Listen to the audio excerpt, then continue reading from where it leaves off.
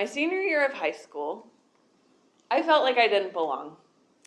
It's not that I didn't have any friends. I had a few friends here and there, but I didn't really have any solid clique of friends. And most of my friends had already graduated. I was one of those kids that hung out with all the kids that were older than me. So by senior year, I was just over it. I was ready to be done, ready to move on, ready to get off to the next adventure. Now, all my fellow classmates were so excited about all the senior class activities we had going on. We had like a senior trip, we had spirit days, and then especially prom. Just so excited about prom. And I honestly could have cared less because I had been to prom the year before. It really wasn't that exciting. Everybody was drunk. I was over it. So I was just kind of thinking, well, what am I going to do about that? Now, my saving grace senior year was I actually had the opportunity to do a different kind of English class where we did like the first half of the year was a regular English class, and then in the second half of the year we got to choose a project of our choosing. So some kids learned how to do car repair, another kid built a greenhouse, someone else made like some beautiful stained glass art pieces, and that was new for them. So I decided I can probably kill two birds with one stone here with this prom situation and this class project. Like, I had done sound technology for the theatrical productions for the past few years before that, so I was thinking, I would love to learn how to DJ. And maybe they would let me DJ my senior prom.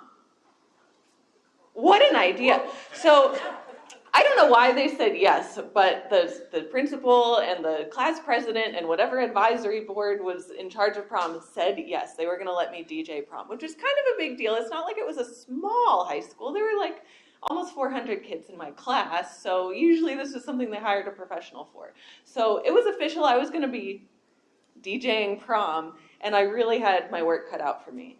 I had a good friend, Eric, who was one of my mentors as I was learning sound for the theatrical productions, and he actually did some professional DJing on the side. He was in college, so he said that he would lend me all his DJing equipment and that he would even kind of mentor me and like come with me for prom to be there, so if things went crazy, there was a professional DJ around. That's probably why the school said yes, too. It was because he was going to be there. So I didn't want to ask Eric for any extra help than he was already giving me, though. So I kind of just learned as much as I could on my own, which was kind of hard to learn DJing without the equipment in front of me. So really what I did was I like stayed up really late every night, just like sitting on my dilapidated couch in my living room at my family's house and like just like kind of just going crazy on the computer looking up all sorts of music until odd hours of the night, like 2 a.m. It was pretty regular. And I, over the next few months, carefully curated the most perfectly prom-length playlist. I knew that wasn't really DJing, but I figured nobody would know. If I just play these songs in order, they flow perfectly, I'm hitting all the right genres and styles. No one will know the difference. So prom night rolls around, and it's my time to shine. And I've got my special dress picked out. It was a halter top dress, hot pink with like a zipper going up the front. It's ready to rock. Had big hoop earrings on, like I'm looking the part. And Eric and I are like lugging his DJ equipment into the building. We were at the local college where he was currently a senior. And we're like going up the steps, like dragging the speakers and the turntables and everything up the steps. And he starts telling me there that, it's like, Amy, I'm really sorry, but something happened to all my music. I don't have any of the music that you sent me. Like that perfectly prom-length playlist, it was gone. It was gone. But I'm playing it cool. I'm just like, okay, so what do we do? And we're lugging the equipment in, and he's telling me how he has access to this online music database where I can just look up whatever song I want. So we should be good. We can just download it, and I'll be fine. And I'm like, okay, So I have to actually DJ, just in my head. I'm not letting this show. I have to actually DJ. Okay, so we get into the building, and like we're in the room where prom's gonna be. The dance floor is empty. The people setting up the lights are getting their lights set up, and so we're going to get our DJing equipment set up. And at this point, I cannot hold the tears in any longer, because I was in front of the computer, and he had told me he had all the music I could want, but the first song I look up wasn't there, and the second song I look up wasn't there either. So now like they're streaming down my face, and I can't be seen like this. So I turn around, I bust through the double doors behind me into like the setup hallway, and I am just losing it. Like, I'm gonna ruin prom. I already don't have any friends, and now everybody's gonna hate me. My life is over. And Eric comes back, and he just looks at me. He's never seen me like this before. He's like, Amy, what's up? And I was like, I'm gonna ruin prom. There's no music. I tell him all the negative thoughts in my head. And he just grabs me by the shoulder, looks me straight in the eye, and is like, you really can't fall apart right now. You've got this.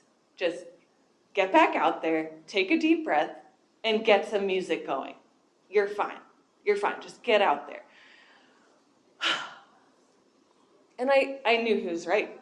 Like, prom was going to start in like 10 minutes. I had to make this happen. So I like wiped the tears off my face, bust back through those double doors, get back to the turntable, and I find a perfectly good song to get started with. It was one that had just come out. It was the Black Eyed Peas, I've Got a Feeling. And it's playing now in the speakers, and there are a few people coming onto the dance floor at this point, and I'm just like singing that song to myself, like, I've got a feeling tonight's gonna be a good night. Tonight's gonna be a good night. And then I get the second song going, and then the third song. And before I know it, the dance floor is full of my classmates, and they are all dancing and laughing and just having a good time. And honestly, at that point, so was I, because I was DJing. I was in the flow. I had a headphone up to my ear, and I was like listening to the next song while I got it queued up, and then like, hands on the faders, like sliding them to fade as nicely as I can between songs. And it was not perfect by any means. There were several jarring transitions where I totally messed up that whole fader thing, or had the wrong song on, or I accidentally played the same song twice. Not to mention this online music database that he'd told me about had no clean versions of a single song. So I had one moment where the school principal was making like a mad beeline in my direction in the middle of Get Low by Lil Jon and the East Side Boys. And I quickly changed that song. So before I knew it, prom was almost over, and it was time to get the last song queued up.